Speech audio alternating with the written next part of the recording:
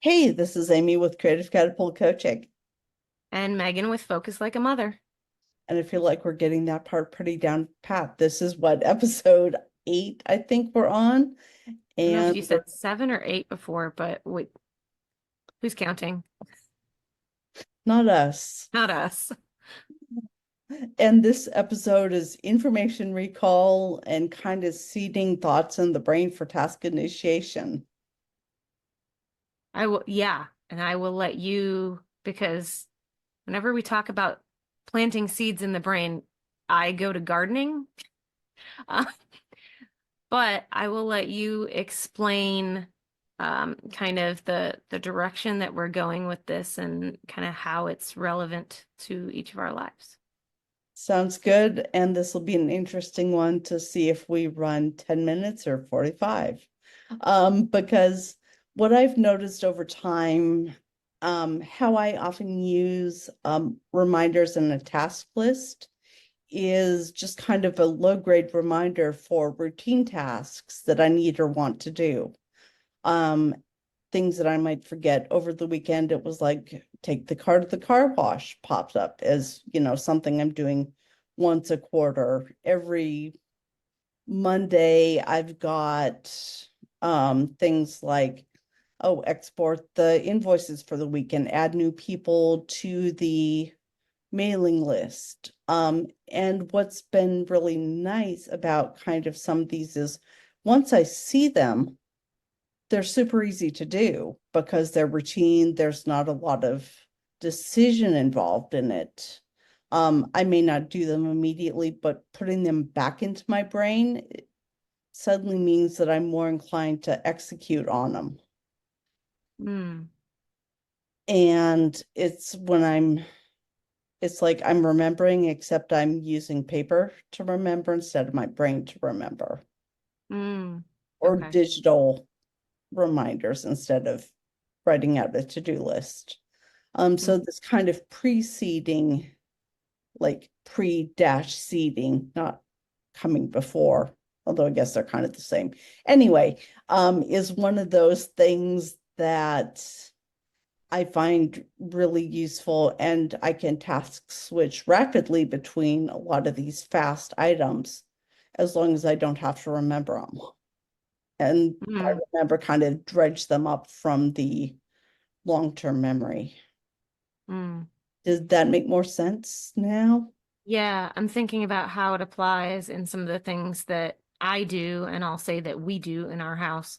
Um, a lot of it is things similar to today. So we planned for this morning to be some time to get some tasks done that they're not regular routine. They're more like seasonal or occasional type tasks. A lot of times for us, that's like outside things. Right. Um, But what we do is use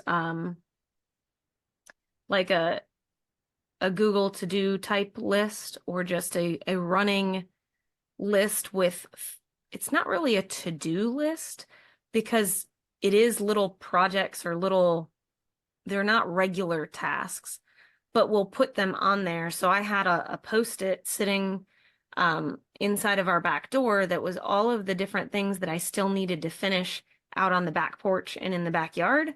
And they were just things that when I had a few minutes, I could go out there and do. But by having them written down, I didn't have to think and decide and process. I could just kind of pick up where I left off. Like, oh, hey, I meant to go. Like, one of the things we did today was refill the bird feeder. Like, it doesn't take a lot of thought or time. It's just the prompt of, I need to go do this task and I have a free minute. So some of the things we've talked about recently, my husband and I, is um, other tasks like that where it's something that needs to be done, but it's not really truly time dependent. It's just, hey, I have a free minute and I need to do this. So we're working on some sort of repository where it's like, and it's something that either he or I could do. Like either of us are capable of filling a bird feeder. Um, so it's things like that that then we don't have to think about. And it takes my husband's a lot better at it than I am. I think it's the executive function piece is that I get stuck. Um, where it's like but wait, I was gonna do this, so I need which things to go do this? So just giving myself the like the prompt of, hey, go fill the bird feeder. Um, and I know there'll be some people out there like, oh, don't you regularly fill the bird feeder? No, no, it's summertime. The birds are fine. Um, but yeah, in the winter we try to keep it full. Um, but in the summer it's just, well, whenever I can get to it and make sure it's cleaned out and refill it. So yeah, Yeah, weird tasks like that for me is helpful. The ones that are more routine, if I put them in as reminders, it could go back to a previous topic of being numb to the reminders. right. Um, Whereas we have just this like digital list that my husband and I can both get to, that it's like, oh, hey, I have, an hour this weekend. I need to go do whatever these things are. Yeah, well, mine live on a digital list and Todoist. I like having that. Some of them I've got set as reminders, and a lot of times I find that some of them, yeah, are things I do routinely, and other things are just kind of a one-off. But if I don't have to think about it, if I can, and by think about it, yes, that processing and making the decision, and it's nothing novel, Hmm. as in I have going to the car wash does not require a great amount of research or decision making or other Hmm. planning. And that's kind of when these things are nice.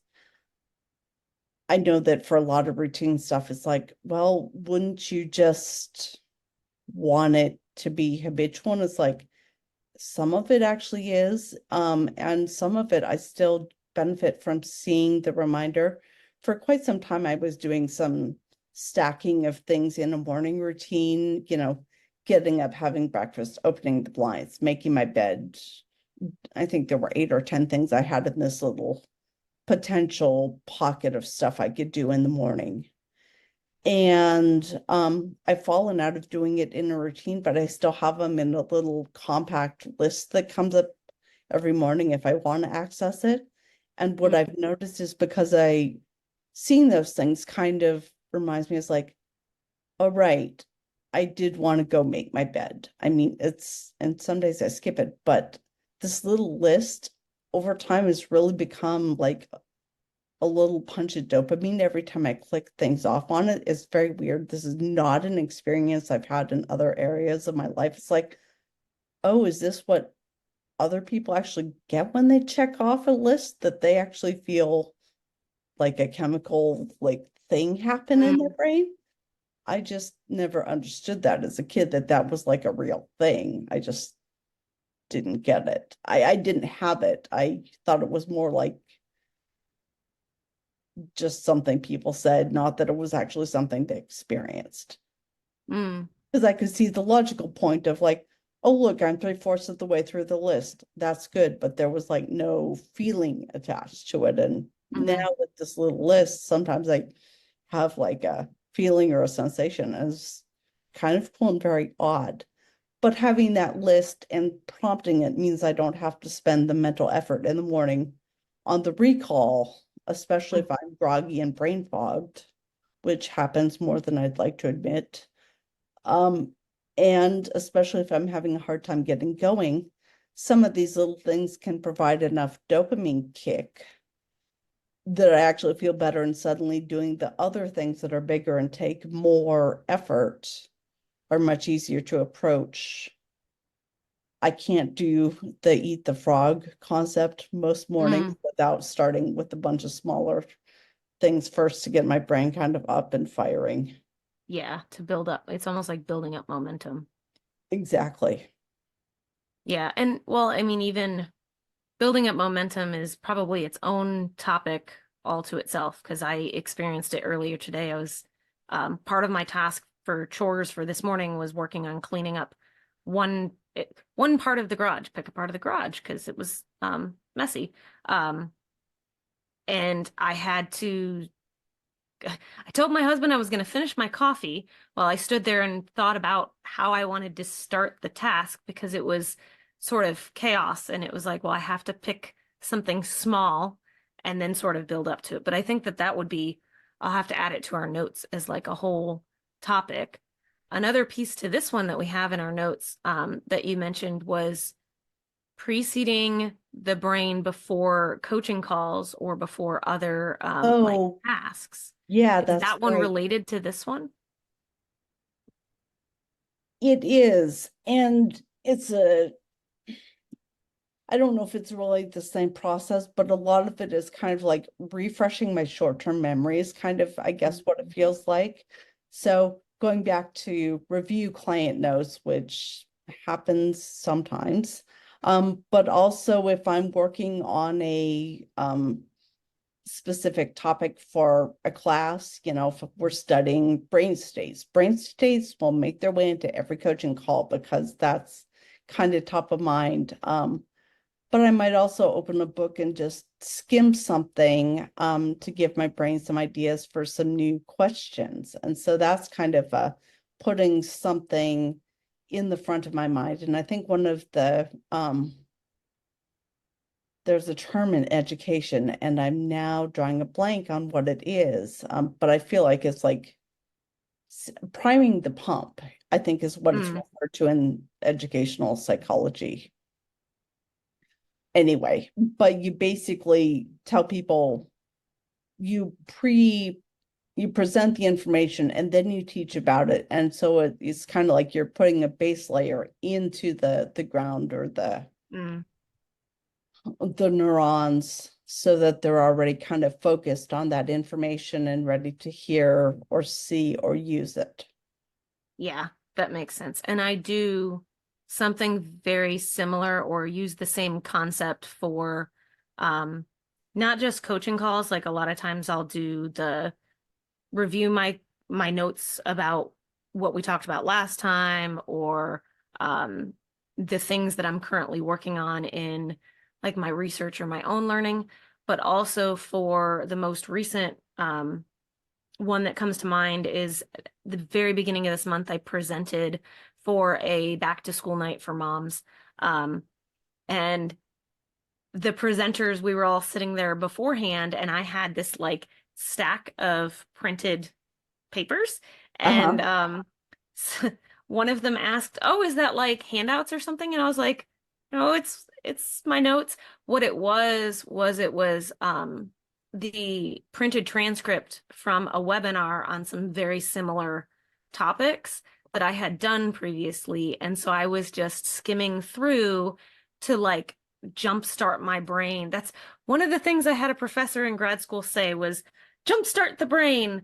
Um, so I am jump starting my brain to, it was almost like a way to deal with the nerves of like, hey, if I'm reading through this and kind of like some of those words and connections are coming back, the information's in there. Like I know this presentation like the back of my hand and I know all the research. I've read it like many, many times, the stuff that I'm referencing, but just being able to, it's like getting ready for a test, just being able to calm my nerves and bring that information front of mind, um, kind of had multiple purposes, but it was just interesting because I was like sitting there like, I do all of my presentations. I'm trying to think. I thought about making note cards for that one. But I do all of my presentations and teaching and stuff from memory, like without any supports. Um, and so for me, that's just the way that I operate. And same with coaching calls. I might write a few things down, but I'm doing most of my like preceding and then my harvesting of thoughts before and after um, the call. And so it's just a different way. And that way my brain I can be fully present in whatever, whether I'm teaching or whether I'm in a coaching call. Um, but that concept of pulling all that information up front of mind, or things that I've found a lot of times throughout the week, I'll be thinking about something that's relevant to a topic a client brought. Um, and so I've had where it's like, oh, hey, I found this book or this topic or something that might be relevant or might be helpful as we're talking through things. But for me, that's all like collecting it and bringing it front of mind. Yeah, I think collecting it and kind of bringing it front of mind is probably the common theme that runs through this. I'll admit that when I do presentations, I still haven't figured out a way that I'm really comfortable remembering what I want to say.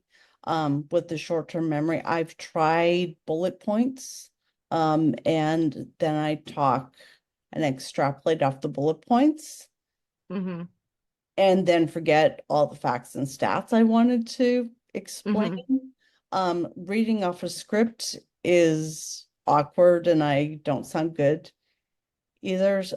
So I'm still working on that one, but that's something that I'll get there. And a And lot I of think it it's is also style familiarity. too. Well, yeah. And yeah, for me, I wonder how I'm going to end up going back and using the seeding my brain concept as I've got a presentation coming up on executive function at the end of September that I probably don't need as much time to write it as I've got, but I'm still kind of mentally freaking Mm-hmm. out about it.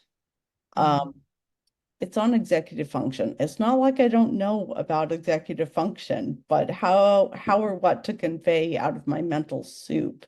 And now as I'm sitting here thinking about this, maybe there is something in, writing down a bunch of the facts so I can seed my brain, not necessarily in just like a slide or note card kind of way, but I don't know. This may turn out to be useful in a way that I really hadn't anticipated. Mm-hmm. But another fun piece of preceding my brain with information or stats is then it becomes easier to make associations and problem solve as well, because there's information that my brain will naturally find connections between. Mm-hmm. And something that was coming up for me as we were talking, kind of going full circle back to the Todoist and my Google To Do and my Post-its. It's almost having the information accessible to your brain. So for me, the Post-it of like, these are the things that I need to remember to do outside. The funniest thing is I will say like before lunch, oh, hey, after lunch, I am going to go on the porch and do da da da da da da da da, whatever these tasks are over the weekend that I have to get done. And and then it's kind of like the saying, oh, I've slept since then, and people are like, oh, I can't remember because I've slept since then. Well, me, it's like, oh, I ate lunch or I walked into a different room or whatever. Like the recall just is not there. So putting it on a post-it, and even for presentations and stuff, it's like I'm reviewing that right before I'm doing it. Same with the task. I'm reviewing it right before I go to do the task. I was really proud of myself.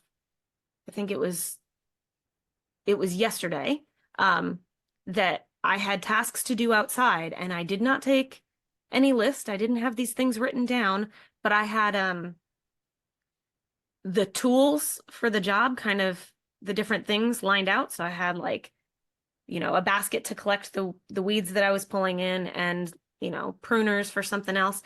And so I went around the yard and moved from task to task and switched successfully and tackled most of the things that I had set out to do, except for where I ran out of, supplies or whatever. Um, and when I came inside, my husband was like, "Oh, I thought that was going to take longer." He thought I was going to do a totally different set of tasks, that was going to take a lot longer. But I was just really proud of myself for remembering and switching between all those different tasks without walking back in the house and go or into the garage or into the porch wherever and going, okay, now which thing was I going to do next? Or Well, it getting in the sounds like house you and then going, also, going back to one of our earlier conversations, the pre-prepping all the stuff, the mise en place. yeah, mise en place, or even like for my projects outside, I kind of treat it like kitting. So I putting a kit together of the things that I need Oh, for whichever okay. task it is. So I'll get everything out and put it like in the basket that I got to take to wherever. And then I know, okay, not only do I have all of my materials, clean and organized and ready to go, but I also then remember what I'm doing, which Yeah. I'm laughing because it's like, it's really embarrassing when it's like, oh, I went outside and I did all these things. And then I come back in and I'm like, I either go to the garage or the porch or wherever, and I'm like, wait, what was I going to do next? Or the worst one is when I come all the way inside and I'm like totally sold on I'm done, I'm hot, I'm sweaty, I'm over it. And it's August right now here in the mid South, so it's like it's hot. Um and I'm over it and then I go, "Oh, I forgot to whatever." Or I remember 2 hours later and go, "Well, that's not happening because now it's 95 degrees." Um Yeah. Well, and but yeah. what's striking me is, you're using a combination of something to seed your brain. So then, that list then lets you take the next level of effort to sort of prepare for all the tasks. hmm So And it's I'm very visual, so sometimes I'll make my brain use visuals as a prompt. So it could be as much as I'm standing in the yard and I finished one task, and then I see like our fire pit, and that reminds me, oh, I need to clean the ashes out of the fire pit, or I need to go do whatever. But it doesn't always work. Having it written down is by and far the better way to do it. But it's just interesting the different ways that we can seed our brain or sort of trigger or jumpstart to say, oh, that's the piece that comes next, or that's the thing that I don't want to forget, or this is the information I need to have front of mind for this next thing. yeah. So, but yeah, we really can seed our brains in a whole lot of different ways. If you're taking one thing away from this conversation today, what might it be? That different things work for different people and different brains, and for different tasks or yeah, just different things that you have to do. So that there's not a one size fits all easy go do this solution. And it might feel embarrassing, but it's okay because lots of people have these same struggles.